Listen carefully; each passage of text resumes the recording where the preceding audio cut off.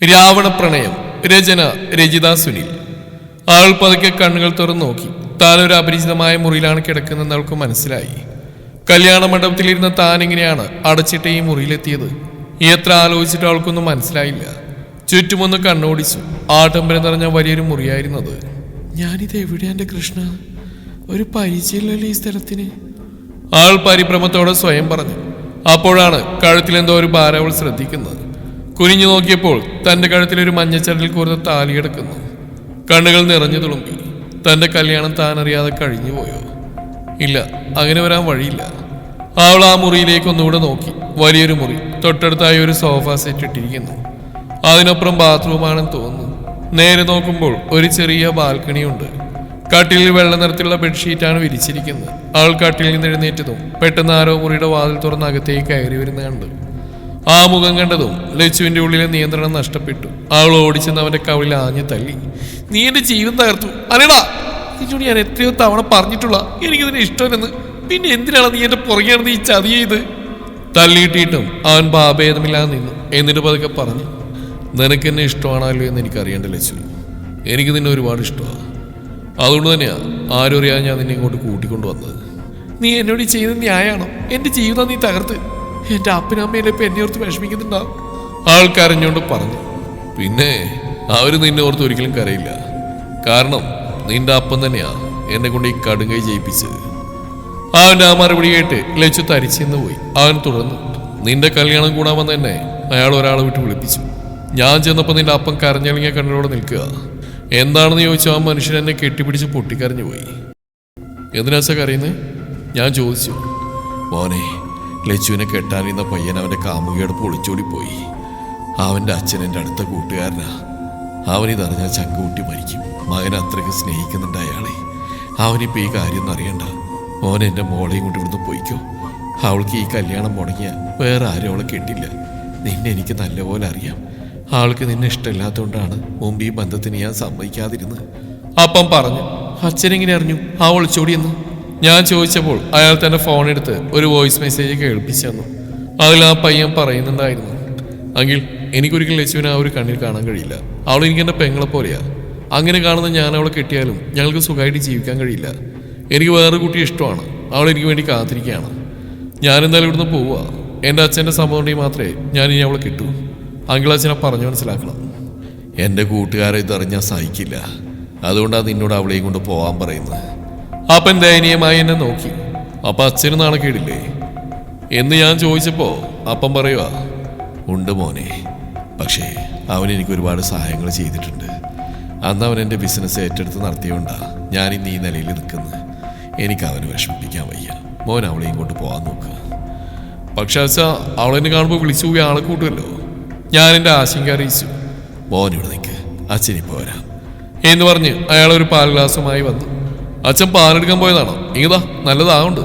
അയ്യോ, ഇത് നിനക്കല്ല, അവളെ കൊണ്ട് കുടിപ്പിക്കണം. ഇതിൽ ഉറക്കുളിക കലക്കിയിട്ടുണ്ട്. ഇത് ലച്ചു കുടിച്ച അപ്പോഴേ ഉറങ്ങി വീഴും. പിന്നെ നിനക്ക് പെട്ടെന്ന് ഇവിടെയും കൊണ്ട് പോവാം. ഞാൻ വണ്ടി ശരിയാക്കിയിടാം. അച്ഛൻ അവളെ മണ്ഡപത്തിന് പിന്നിലേക്ക് കൊണ്ടുവന്നാൽ മതി. കാര്യങ്ങൾ പറഞ്ഞിരുത്തിയിട്ട് അവൻ ലച്ചുവിനെ നോക്കി. ഇപ്പൊ നിനക്ക് കാര്യങ്ങൾ മനസ്സിലായോ? ഇല്ല, നീ പറഞ്ഞൊന്നും ഞാൻ വിശ്വസിക്കില്ല, ലച്ചു തറപ്പിച്ച് പറഞ്ഞു. ആണോ? എങ്കിൽ നിന്റെ അപ്പനെ ഇപ്പൊ തന്നെ വിളിച്ചുതരാം. നീ കേട്ടോ? അവൻ ഫോൺ എടുത്തു. റിങ് പോകുന്നുണ്ടായിരുന്നു. ഹലോ മരുമോനെ. അപ്പുറത്ത് അച്ഛൻ്റെ ശബ്ദം കേട്ടു. അച്ഛൻ ലച്ചു ഉണർന്നു. ആ, ഫോൺ നീ അവളുടെ കൈ കൊടുക്ക്. അവൻ ഫോൺ ലച്ചുവിനെ നീട്ടി. ഹലോ അപ്പ. ലച്ചുവിൻ്റെ ശബ്ദം വിടറി. മോളെ, ആദ്യ കാര്യങ്ങളെല്ലാം നിന്നോട് പറഞ്ഞോ? പറഞ്ഞു അപ്പ. മോള് വിഷമിക്കണ്ട, അവൻ നല്ല പയ്യനാ. നിന്നെ അവൻ നന്നായി നോക്കും.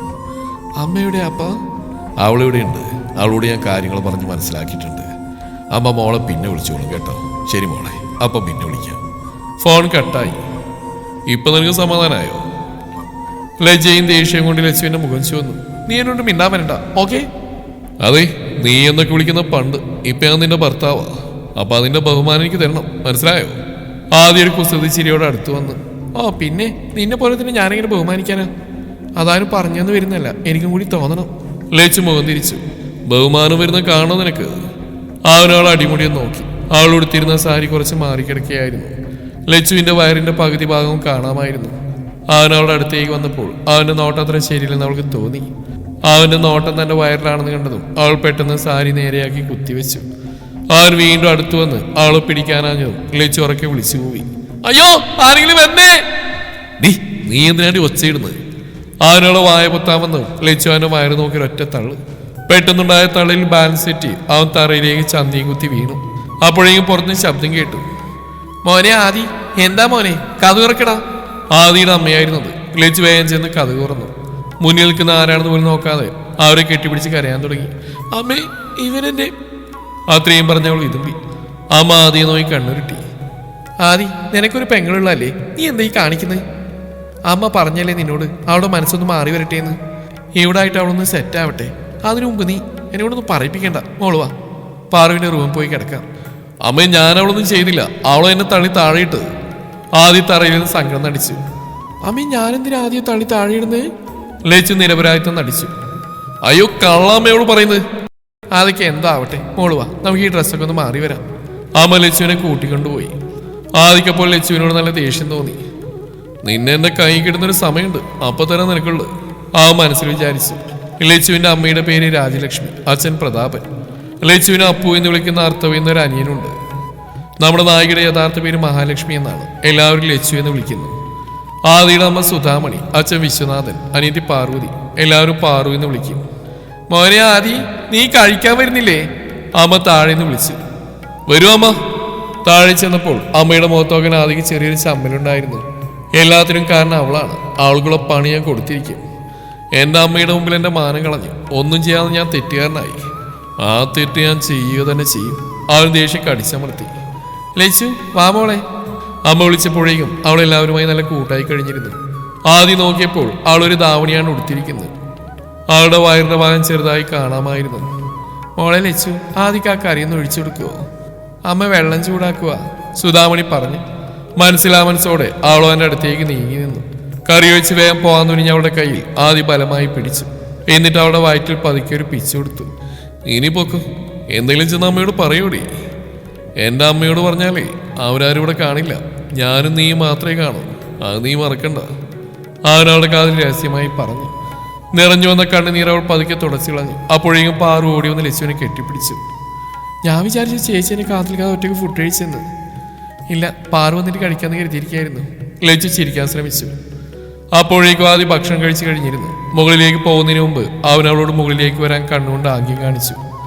ഭക്ഷണമെല്ലാം കഴിഞ്ഞപ്പോൾ ലച്ചു പാറുവിനോട് ചോദിച്ചു, ഇവിടുത്തെ അച്ഛൻ എവിടെയാ? പുള്ളിയെ മാത്രം കണ്ടില്ലല്ലോ. അച്ഛൻ ഇവിടെ ഇല്ല ചേച്ചി. അച്ഛൻ്റെ പുതിയ ഷോപ്പിൻ്റെ പണി നടക്കുക. അതിൻ്റെ ആവശ്യങ്ങൾക്കായിട്ട് കുറച്ച് സാധനങ്ങൾ വാങ്ങാൻ വേണ്ടി പൊള്ളാച്ചിക്ക് പോയേക്കുക. ഒറ്റക്കാണോ പോയത് മോളെ? അല്ലേ ചേച്ചി, മാമനോട് കൂടെ. അവർ രണ്ടുപേരും അളിയന്മാരാണെങ്കിലും ലോകത്ത് വേറെ ആർക്കും ഇത്രയും നല്ല അളിയന്മാരില്ലെന്നാ രണ്ടുപേരുടെയും വിചാരം. അത്രയ്ക്ക് സ്നേഹ. 2 ദിവസം കഴിയുമ്പോൾ വരും. ഇവിടുത്തെ കാര്യങ്ങളിൽ അച്ഛനോട് അമ്മ ഫോണിൽ പറഞ്ഞിരുന്നു. അച്ഛൻ നല്ല ഹാപ്പിയാ. ഞങ്ങൾക്ക് എല്ലാവർക്കും ചേച്ചിയെ നേരത്തെ അറിയാം. ചേട്ടന് ചേച്ചിയോട് അത്രയ്ക്ക് ഭ്രാന്തമായിട്ടുള്ള പ്രണയമായിരുന്നു. അപ്പോഴേക്കും അമ്മ അങ്ങോട്ട് വന്നു. മതി കാര്യം പറഞ്ഞ് പോയി കിടക്കാൻ നോക്കി. രണ്ടും കിടക്കാൻ പോകാൻ നേരത്താണ് ആദ്യം പറഞ്ഞ കാര്യം ലച്ചു ഓർത്ത്. മോളെ പാറു, ഞാനിപ്പോൾ വരാം കേട്ടോ. ചേട്ടനോട് ഗുഡ് നൈറ്റ് പറയാൻ പോവാണോ? പാറു കളിയാക്കി ചോദിച്ചു. അതെ എന്ന് തലയാട്ടി ലച്ചു മുകളിലേക്ക് നടന്നു. ലച്ചു മുറിയിൽ ചെന്നപ്പോൾ ആദ്യം അവിടെ കണ്ടില്ല. അവൾ തിരിഞ്ഞടക്കാൻ തുടങ്ങും മുമ്പ് അവളുടെ കയ്യിലൊരു പിടി വീണു. ആദ്യമായിരുന്നത്. എവിടെയാണ് ഈ പോകുന്നത്?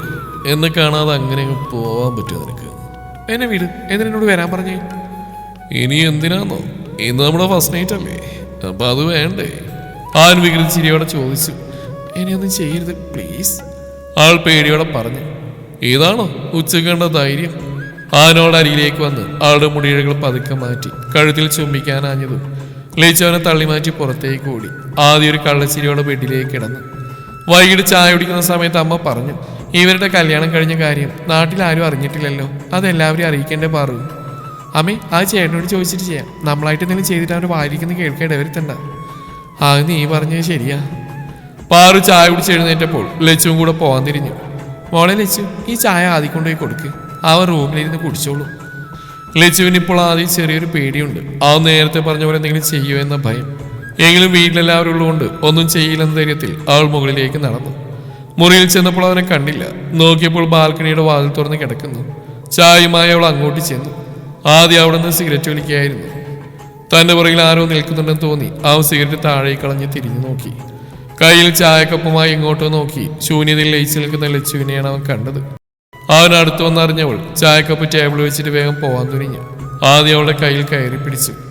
കയ്യിൽ നിന്ന് വിട്, എനിക്ക് പോണം. എന്തിനാ ലച്ചു നീ എന്നോട് ഇങ്ങനെ പെരുമാറുന്നത്? എനിക്കിന്നെ എത്രമാത്രം ഇഷ്ടമാണെന്ന് എനിക്കറിയോ. പിന്നെ എന്താ നീ എന്നെ സ്നേഹിക്കാത്തത്? ആദിയുടെ ശബ്ദത്തിൽ വല്ലാത്തൊരു സങ്കടം ഉണ്ടായിരുന്നു.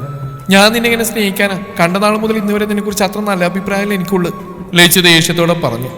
ഞാൻ എന്താ ലച്ചു നിന്നോട് ചെയ്തത്? നീ എന്റെ ജീവിതം വെച്ചല്ലേ കളിച്ച്? ഞാനിങ്ങനെ നിന്റെ ജീവിതം വെച്ച് കളിച്ചെന്നൊന്നും പറ നീ. ആദിക്ക് ദേഷ്യം വന്നു തുടങ്ങി.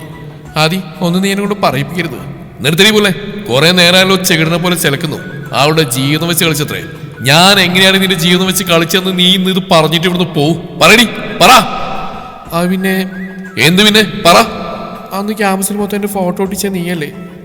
ഇതെന്റെ പെണ്ണാണ്, ഇവൾ ആരെങ്കിലും നോക്കി അവരുടെ കണ്ണിയെ കുത്തിപ്പൊട്ടിക്കെന്ന് പറഞ്ഞ് പോസ്റ്റ് ഒട്ടിച്ചാണെന്ന് നീയല്ലേ? അതെ, ഞാൻ തന്നെയാ. അതിനിപ്പോ എന്താ? നീ കാരണം ക്യാമ്പസിലെ ആൺകുട്ടികളോ പെൺകുട്ടികളോ ആരും എന്നോട് സംസാരിക്കാതെയായി. എന്നോട് മിണ്ടിയെന്ന് അവരെ കൊല്ലുന്ന വരെ പറഞ്ഞു. എത്ര നാളാ ഞാനവിടെ ഒറ്റപ്പെട്ട് നടന്ന് അവസാനം നാശം പിടിച്ച ആ ക്യാമ്പസ് ലൈഫ് പാസ്സായി വന്നപ്പോൾ എനിക്ക് സമാധാനമായി. പക്ഷെ എന്നെ ആ സന്തോഷത്തെ ചവിട്ടി വെച്ചുകൊണ്ട് നിന്റെ ഒരു കസിനില്ലേ ഗായത്രി, അവളൊന്നും പിന്നെ ശല്യായി. ആദിയുടെ മുഖം മാറി. ഗായത്രിയോ? അവള് നിന്നെന്താ ചെയ്ത്? അവള് നിന്നോട് മുടിഞ്ഞ പ്രേമായിരുന്നു. എന്റെ ക്ലാസ് കയറി വന്നിട്ട് നീയാണല്ലോ എന്റെ ആദ്യം വളക്കാൻ നോക്കുന്നതെന്ന് ചോദിച്ചു. എന്റെ കവിളത്തൊരു അടി വന്നു. അടിയിട്ട് എനിക്ക് എന്താണ് സംഭവിച്ചെന്ന് പോലും മനസ്സിലായില്ല. ആ അടിയുടെ ആഘാതത്തിൽ ഞാൻ അവിടെ തലയുറ്റി വീണു. അതിനുശേഷം എന്റെ ജീവിതത്തിൽ ഞാൻ അവളെ കണ്ടിട്ടില്ല. ആദ്യം പിന്നെ ഒന്നും ചോദിച്ചില്ല. അവൻ ശാന്തനായി. കഴിഞ്ഞോ? എനിക്കിനി താഴേക്ക് പോവാമോ? ലച്ചു ചോദിച്ചു. ഒരു കാര്യം ഞാൻ പറയാൻ ലച്ചു, ഇതിലൊന്നും ഞാനില്ല. ഇതൊന്നും ഞാൻ ചെയ്തതല്ല. ഈ ആദികേശം ഇന്നൊരാരുടെയും ഫോട്ടോ ഒട്ടിച്ച് നടന്നിട്ടില്ല. എനിക്ക് ക്യാമ്പസിൽ കുറേ ശത്രുക്കളുണ്ടായിരുന്നു. അവരാരെങ്കിലും ചെയ്താവോ ഇത്? പിന്നെ ഗായത്രി, അവൾക്കുള്ള ഞാൻ അന്നേ കൊടുത്തിട്ടുണ്ട്. അവൾ നിന്നെ തല്ലിയ കാര്യം ഇന്ന് നീ പറയുമ്പോഴാണ് ഞാൻ അറിയുന്നത്. സാരല്ലോ, അവൾക്കുള്ള ഞാൻ കൊടുക്കാം. അവളെന്തായാലും കൊണ്ട് വരാതിരിക്കില്ല. നിന്നെ ഒരുപാട് ശല്യം ചെയ്തിട്ടുണ്ട്. അതിനാണ് നീ എന്നോട് ക്ഷമിക്കുക. നമുക്കൊരു പുതിയ ജീവിതം തുടങ്ങാം. ഞാനിനി ആ പഴയ കൂട്ടുകെട്ടിലേക്കൊന്നും പോവില്ല. സത്യം. നിങ്ങളൊന്നും പറയണ്ട, എന്റെ മനസ്സ് മാറില്ല. ലച്ചു കൈകൾ വലിച്ചെടുത്തു. ഓ, മാറണ്ട, നീ ഇങ്ങനെ തന്നെ നടക്ക്. എത്ര നാൾ നീ ഇങ്ങനെ നടക്കും? എനിക്ക് ബിസിനസ് ആവശ്യത്തിനായി ചെമ്പശ്ശേരി തറവാടിലേക്ക് പോകണം. നിന്നോട് നിർത്തിയിട്ട് പോകുന്ന നീ കരുതണ്ട. അച്ഛൻ വരാൻ കാത്തിരിക്കാൻ ഞാൻ. നമുക്ക് അങ്ങോട്ടേക്ക് പോവാം. ഇനി നീ സമ്മതിച്ചില്ലെങ്കിൽ എനിക്ക് പ്രശ്നമില്ല. അവിടെ എത്തുമ്പോൾ നിന്റെ മനസ്സ് മാറും. നീ എന്നെ ഇപ്പൊ എത്ര വെറുക്കുന്നോ അത്രയും നീ എന്നെ സ്നേഹിക്കും. അതെനിക്ക് ഉറപ്പാ. എത്ര നടക്കാത്ത സ്വപ്നം? ലച്ചു പരിഹസിച്ചു. നടക്കുന്ന സ്വപ്നങ്ങളെ ഞാൻ കാണാറുള്ളൂ. അതുകൊണ്ടല്ലേ നീ ഇപ്പൊ എന്റെ കെട്ടിയോളായിട്ട് ഇവിടെ നിൽക്കുന്നത്. അത് നടക്കാത്ത സ്വപ്നമായിരുന്നു ലച്ചു. ആദ്യം ചിരിച്ചു. അതിന് ഞാനറിയാതെയല്ലേ എന്റെ കഴുത്തിൽ താലി കിട്ടിയത്? പിന്നെ നിന്റെ അച്ഛൻ പറഞ്ഞാൽ നീ കേൾക്കാതിരിക്കുക. എന്താ ഇപ്പൊന്നും പറയാനില്ലേ? നാവിറങ്ങിപ്പോയോ നിന്റെ? എനിക്ക് നാവൊക്കെയുണ്ട്. എന്റെ അച്ഛൻ പറയുന്നത് മാത്രം ഞാൻ ഇതിന് സമ്മതിച്ചു. അതേ ഞാൻ പറഞ്ഞു.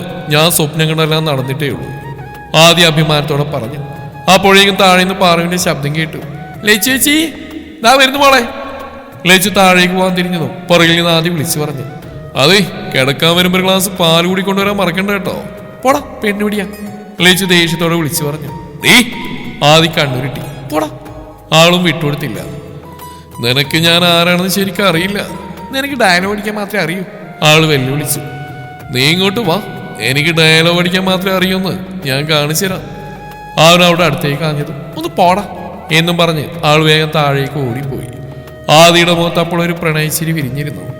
അടുത്ത 2 ദിവസങ്ങൾ ലച്ചു ആദിയോട് അധികം സംസാരിച്ചില്ലെങ്കിലും സുധാമണിയുടെയും പാറുവിന്റെയും സ്നേഹം അവൾ ആ വീട്ടിലെ സ്വന്തം കുട്ടിയാക്കി മാറ്റിയിരുന്നു. 3-ാം ദിവസം അച്ഛൻ വിശ്വനാഥൻ പൊള്ളാച്ചിയിൽ നിന്ന് തിരിച്ചെത്തി.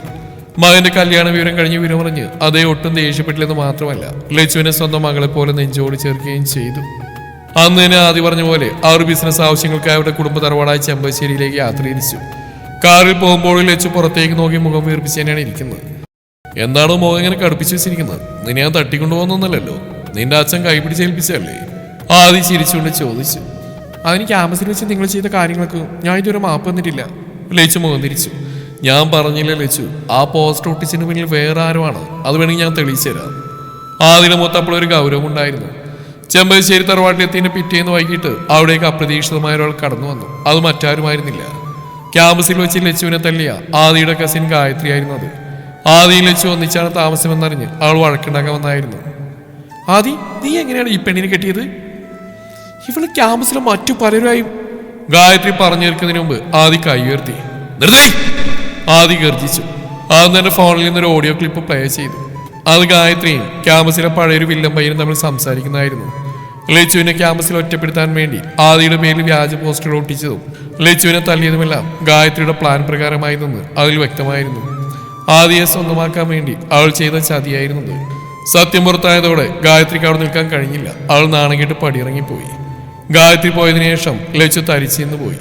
താൻ ഇത്രയും കാലം വെറുത്തത് ഒട്ടും തെറ്റിയാത്ത തങ്ങളെ രക്ഷിക്കാൻ സ്വന്തം മാനം പോലും നോക്കാതെ കല്യാണത്തിന് സമ്മതിച്ച ഒരാളെയായിരുന്നു എന്ന് അവൾക്ക് മനസ്സിലായി. അവളുടെ കണ്ണുകൾ നിറഞ്ഞു തുളുമ്പി. രാത്രി റൂമിൽ ചായയുമായി വന്ന ലച്ചു ആദിയുടെ മുന്നിൽ തലതാഴ്ത്തി നിന്നു. ആദി ബാൽക്കണിയിൽ നിലാവത്ത് നോക്കി നിൽക്കുകയായിരുന്നു. ആദിനോട് ക്ഷമിക്കണം, ഞാൻ ഒന്നിനെയും സത്യം അന്വേഷിക്കാതെയാ ഇത്രയും കാലം നിങ്ങളെ വെറുത്ത്. ഇന്ന് ഉച്ചക്ക് പോലും ഞാൻ ആൾ വിതുമ്പി. ആദി തിരിഞ്ഞടന്ന് അവളുടെ അരിയിലേക്ക് വന്നു. അവൻ പതുക്കെ അവളുടെ കൈകൾ പിടിച്ചു അവളുടെ കണ്ണീർ തുടച്ചു മാറ്റി. എടി പൊട്ടി, ഞാൻ നിന്നോട് നേരത്തെ പറഞ്ഞില്ലേ, ഞാൻ സ്വപ്നം കാണുന്ന കാര്യങ്ങളെല്ലാം നടത്താറുണ്ടെന്ന്. നിന്റെ മനസ്സിലെ വെറുപ്പ് മാറി എന്നെ സ്നേഹിക്കുന്ന ഒരു ദിവസം ഞാൻ സ്വപ്നം കണ്ടിരുന്നു. അതിനാ ഞാൻ കാത്തിരുന്നു. എനിക്ക് നിന്നോട് ദേഷ്യമൊന്നുമില്ല. അവനവളെ ചേർത്ത് പിടിച്ചു. ലച്ചുവിന്റെ മനസ്സിലെ എല്ലാ പേടിയും മാറി. ആ നെഞ്ചിന്റെ ചൂടിലേക്ക് അവൾ ഒതുങ്ങിക്കൂടി. അവൾ ആഗ്രഹിച്ച സുരക്ഷിതത്വം ആ മാറിലുണ്ടായിരുന്നു.